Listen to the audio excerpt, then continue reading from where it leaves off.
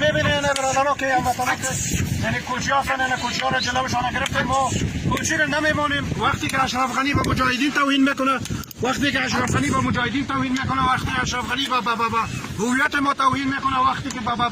احمد مسعود که شهزادی ما توهین میکنه وقتی که مردم ما را توهین میکنه مجاهدین از قدرت میکشه بیادر ما میبینیم که کوچی قبوش از نمیمانیم دور شاپور احمد زی تو ما خدا اکثریت میگونی خود ما اقلیت پیدا نمیمانیم تو در برابر دارو کوچی دشو دارو حالا حاضر دشو دارو حالا دارو دشو حرکت برو حرکت تو دیگه بچه دیگه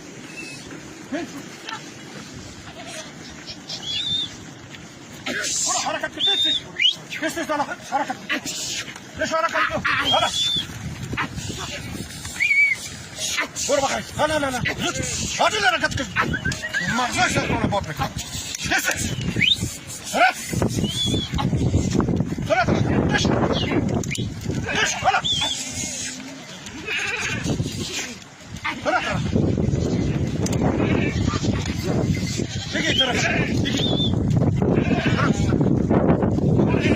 پنشر کوچی را به هیچ وجه نمی‌کنه کوچی عامل نام نیست کوچی اینجا بیادر اینجا پنشر نام نیست یگانه ولایتی که هم نیست